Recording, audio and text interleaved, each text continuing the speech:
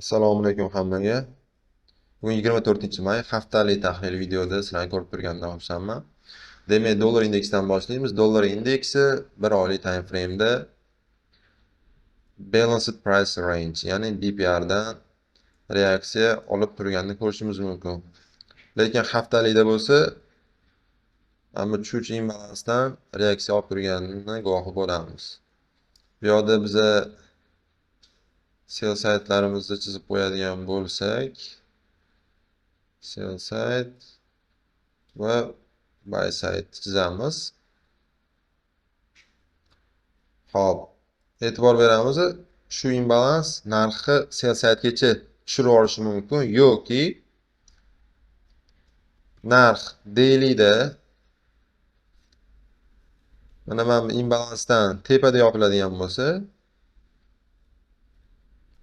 bizada narx tepaga ketishi mumkin degan signalni berishi mumkin. Shunchaki narxni o'ziga qo'yib berishimiz kerak. Sразу savdoga kirishga shoshilmasdan ozgina kutishimiz kerak bo'ladi. Sababi bizada oylikda BPR dan reaksiya olib turibmiz. Mana bu yerda hozir narx volume imbalansda turibdi. Volume imbalans ham narxi ushlab qolishi mumkin deb o'ylayapman. Sababini weeklyda ko'rsatdim. Weeklyda imbalansda turibmiz. Okey, dailyda ikkita ssenariy kutyapti bizani. Agar narxi mana bu order blok hurmat qilmasa va bundan pastda yopilsa, bu order blokimiz breaker vazifasini bajarishi mumkin. Mana shunaqa ssenariy bo'lib, pastga xullas bunaqa ssenariy bo'lib, narx pastga oqib ketishi mumkin. Men shuni kutyapman. Yoki ikkinchi ssenariyimiz, narx mana shu order blokdan reaksiya olib turib, mana bu fair value gapdan tepada yopilib turib, bu fair value gapimiz bizga inversion fair value gap, ya'ni IFVG vazifasini bajarib ketishi mumkin narx tepaga. Endi bugun dushanba bo'lsa, ozgina shoshmasdan narx harakatini kuzatmoqchiman. Seshanba, chorshanba kunlarigacha sразу savdoga kirishga shoshmoqchi emasman. Sababi narximizda dollar indeksi bizda tushuvchi bo'lgani uchun men bu yoqdan razvorot usha olmoqchi emasman. Men shunchaki trend bo'ylab savdo qilmoqchiman. Endi trend bo'ylab deganda ham hozir narximizda bizda premium discount bo'yicha slishkam nima edi?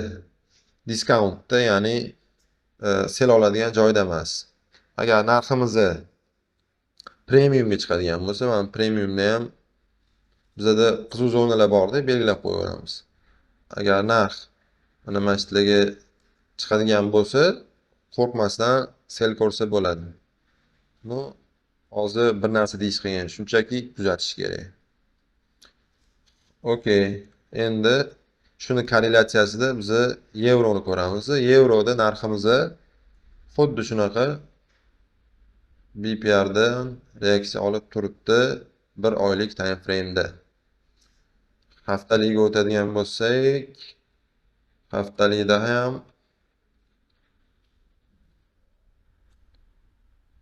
fair value gapdan reaksiya olib turibdi. Lekin bunga qo'shimcha mana bu katta o'suvchi imbalans ko'rishimiz mumkin. Narx shu yoqqa kirib reaksiya olib ketyapti.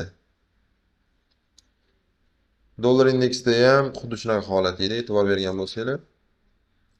Dailyga oladigan bo'lsak, dailyda xuddi shunaqa dollar indeksida bo'lgan kabi narximiz slishkam premiumda biza bay olishimiz uchun, ya'ni men bay olishim uchun diskountga tushish kerak va e'tibor bersanglar, ham yoqda sell side mavjud bo'ladi.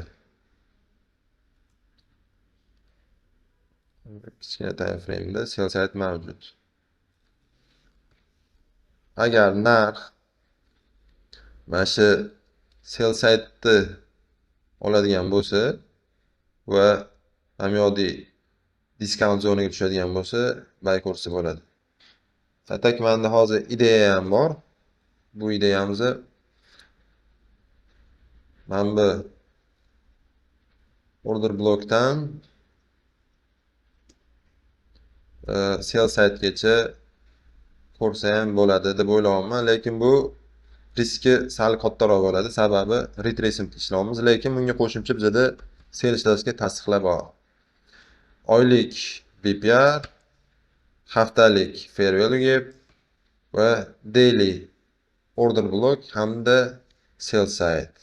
Va narximizni premiumda bo'lgani uchun sel olishga tasdiq bo'lishi mumkin. Bugun dushanba aytganimdek shoshmasdan savdo qilamiz. Hop, funtga o'tadigan bo'lsak, funtda bir oylikda hech nima ko'rmayapman. Va weeklyga o'tyapman.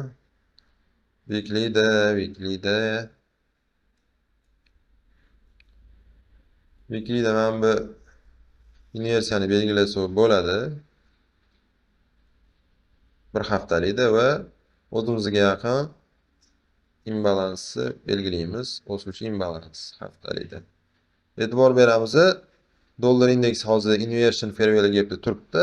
Narximizni mana bu imbalansga tushishi mumkin. Dailyga oladigan bo'lsak, dailyda shu weeklydagi imbalans ichida dailyda imbalans bor. Agar narx shu yoqqa tushsa, buy kursi bo'ladi deb o'ylayapman. Albatta bizda juda ham chiroyli buy site ham mavjud.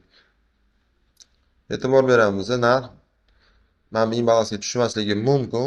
Sababi bu yoqda bullish order blokdan уже reaksiya berib tushib ketyapti. Bu shunchaki aldamchi harakat bo'lishi ham mumkin, manipulyatsiya harakat. Va seshanba, chorshanba kunlari yana harakat bo'lishi mumkin. Premium discount bo'yicha ham premiumdamiz. Biz buy olishimiz uchun aytganimdek pastroqga tushishimiz kerak. Agar mamtgacha tushsa, buy olish uchun juda ham ideal ssenariy bo'lar edi deb kutyapman.